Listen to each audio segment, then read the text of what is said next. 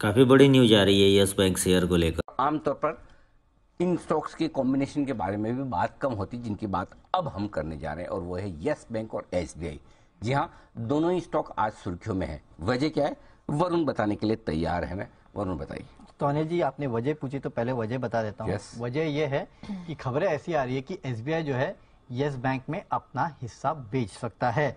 अब ये क्यों है, इसके पीछे स्टोरी क्या है और कितना हिस्सा बिक सकता है, ये मैं आपको बताता हूँ। लेकिन उसके पहले सबसे पहले डेट के बारे में बताता हूँ, क्योंकि काफी चर्चा ये भी चल रही थी कि शायद 6 मार्च को ये हिस्सा बेचेंगे, क्योंकि इस दिन पे लॉक इन पीरियड खत्म हो रहा है। तो मैं आपको बता दूं, जो लॉक इन है वो दरअसल 13 मार्च को खत्म हो रहा है। क्योंकि अगर आप यस बैंक की प्रेस रिलीज देखेंगे तो इन्होंने जो बैंक्स को अपने शेयर्स अलॉट किए थे, जब यस बैंक मुसीबत में था और एसबीआई और बाकी कंसोर्शियम ने यहाँ पे पैसे लगाए थे, तो वो था 13 मार्च, जब एचडीएफसी, आईसीआईसी, एक्सिस, कोटक इनको स्टॉक्स अलॉट किए गए थे, और 14 मार्च को एसबीआई को अलॉट किए गए थे। तो उस लिहाज से देखेंगे तो 13 और 14 मार्च ये 2 दिन है जहां पे आपको नजर रखनी है। तो 13 मार्च को ये जो 3 साल का लॉक इन है जो कि आरबीआई ने रखा था, वो खत्म होने वाला है, और इसके बाद माना जा रहा है कि एसबीआई जो है वो यहाँ पे हिस्सा बेच सकता है।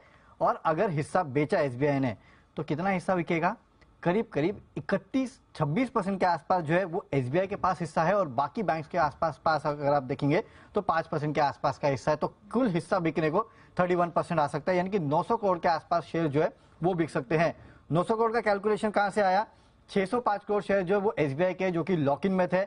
इसके अलावा बाकी बैंक्स को जो शेयर्स अलॉट किए गए थे उसमें से 75% जो है वो लॉक्ड इन थे। तो ये लॉक्ड इन शेयर जो है वो बिकने के लिए आ सकते हैं। इसके लिए करीब 900 करोड़ शेयर्स, 900 करोड़ रुपए नहीं बोल रहा हूँ, 900 करोड़ शेयर बिकने के लिए आ सकते हैं। इंटू आप 17-18 रुपए के आसपास करेंगे तो करीब 15,000 करोड़ के आसपास की बिकवाली जो है वो हो सकती है। देखिए, दरअसल जब अलॉट किए गए थे एसबीआई को कहा था कि 26% के नीचे आप आ नहीं सकते, तब एसबीआई का हिस्सा करीब 48% था जब एसबीआई ने यहाँ पे स्टेक खरीदा था। उसके बाद एफपीओ आया तो स्टेक रिड्यूस हुआ 30% के आसपास। आपको याद होगा पिछले साल ही यस बैंक ने कार्लाइल और एडवेंट को इक्विटी शेयर्स और वारंट्स जारी किए थे। उसके बाद हिस्सा कम होकर 26% हो गया। अब 26% के नीचे एसबीआई मार्च तक जा नहीं सकता।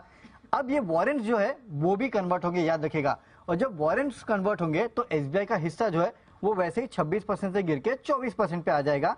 और इसके बाद माना यह जा रहा है कि एसबीआई अपना अतिरिक्त हिस्सा बेच सकता है। जाहिर सी बात है, किसी को यस बैंक में इंटरेस्ट तो था नहीं, आरबीआई ने कहा बचा लो तो जाके बचा लिया। अब इनका लॉक इन खत्म हो रहा है तो माना जा रहा है कि जितने बैंक है एसबीआई समेत जिनका भी लॉक इन पीरियड खत्म हो रहा है वो शायद यस बैंक में आके अपना स्टेक बेच सकते हैं।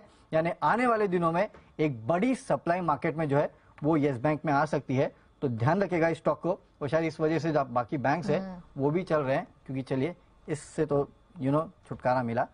और बाकी तो अब देखिए कितनी सप्लाई आती है इस बैंक में, 900 करोड़ शेयर्स, क्योंकि 2800 करोड़ शेयर्स के आसपास की इक्विटी है। इतनी बड़ी इक्विटी किसी की नहीं है। और एसबीआई का उसमें बहुत बड़ा, ऑलमोस्ट 605 करोड़ शेयर्स, बहुत बड़ा चंक है, ऑलमोस्ट 1/4 से 1/3 हाँ, तक की होल्डिंग है। 26% की, मोर देन 1/4 की यहाँ पर होल्डिंग है।